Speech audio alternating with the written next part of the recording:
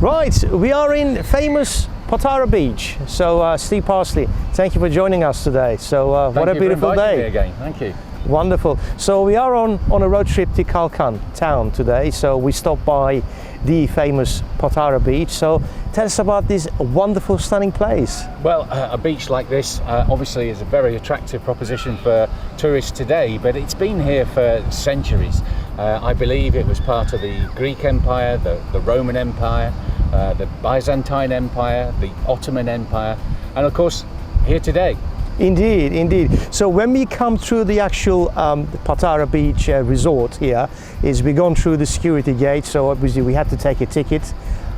Nice and easy places to park for the visitors, so it's very well kept and reserved, and also being looked after by local Ministry of Tourism.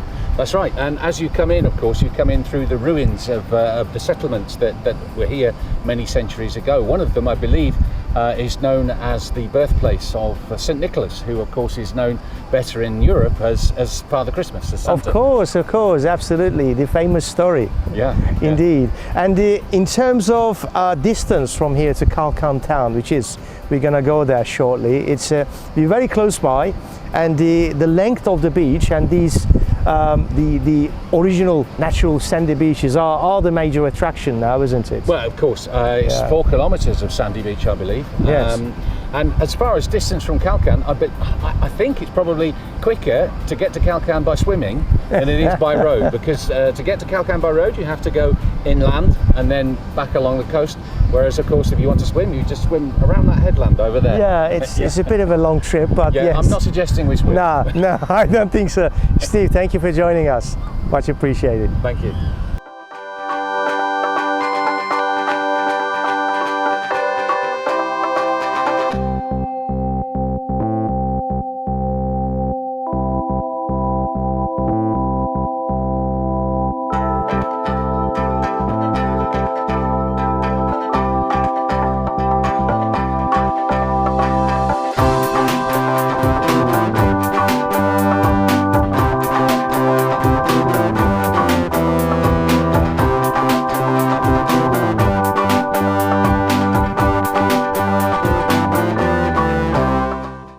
Steve, we are in Kaputas Beach today, so our second stop from the Kalkan town, and this magnificent, wonderful beach. It's just a place to be, isn't it?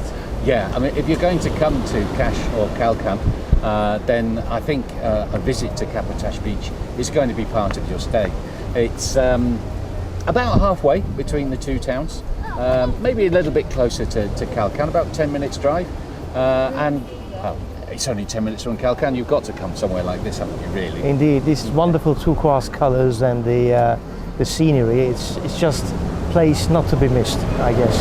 Yeah, and part of the attraction as well is the drive here, along the spectacular coast road, which goes all the way from Antalya all the way around to Fethiye, and this is just perhaps one of the best stops. Indeed, indeed. Well, Steve, thanks once again for joining us.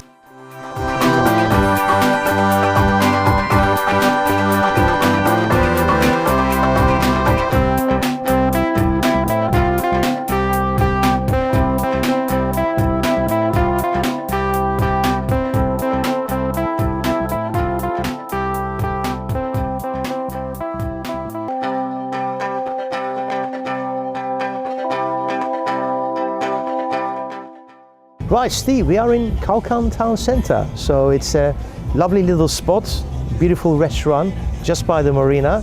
It's an establishment called Trio, so we thank the establishment for organising us this nice table. So where is Kalkan?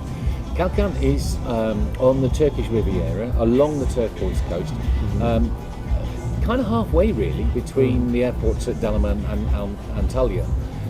Not too far from Fethiye, about an hour's drive from Fethiye. Along the D400 and easily accessible. And in terms of attractions for Kalkan, what makes the travelers and holiday makers, points to Kalkan? So what is the main need for Kalkan in Turkish coastline, do you For think? me, Kalkan is that little bit more quiet, it's that little bit more refined. It's not overdeveloped for tourism. Of course it is, it does have a very strong tourism economy, and it has bars, it has restaurants, it has beach clubs, it has water sports, and of course it has boat trips. It has many of the other things that the other attractions have, but it does it in that way that's perhaps just a little bit more stylish.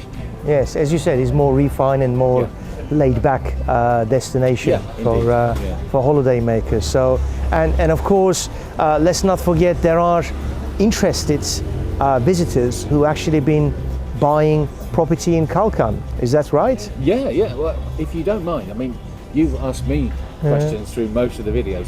Do you mind if I Yes, of course. Go ahead. Yeah, Go ahead. yeah. What would you like to ask? Well, for me, I know that obviously property in Kalkan is going to be probably a very attractive proposition, but what makes it, what specifically makes it attractive to a buyer who was interested in property in Turkey? Sure. Well, I mean, I think the main attraction for people who wants to buy property in Kalkan is because it is a nice niche resort, and people who wants to be away from hustle and bustle. They want to be quite private, but in the same time, they like to have that little touch of luxury. And I think this is what Kalkan provides. And you will see a lot of beautiful private sea view villas with a wonderful infinity pools with amazing panoramic views all across the Mediterranean. That's what makes Kalkan property buyers interested. But is it just people who are interested in buying holiday homes or a place to retire, or is there an interest in Kalkan from buy-to-let investors, for example? It is. I mean, it's a very good question actually, because in fact, Kalkan Resort Town has the highest rental yield in the entire coast of Turkey because of this reason. And we're talking about 9 to 10% yield on a short summer months of 4 to 5%. Let me just put you in a perspective. 3-4 bedroom detached villa with a private pool. Prices will start from between 250 to 300,000 US dollars. Now, that particular property will achieve you weekly rentals of from $2,500, $3,000 per week. And there are some magnificent infinity pool, 4-bedroom, 5-bedroom seafront properties in Kalkan. And we're talking about the price range up to $500,000 up to perhaps $1 million. I mean, just like anything in the world, location. So it's all about what you wish to achieve, and the Kalkan does provide. Yeah.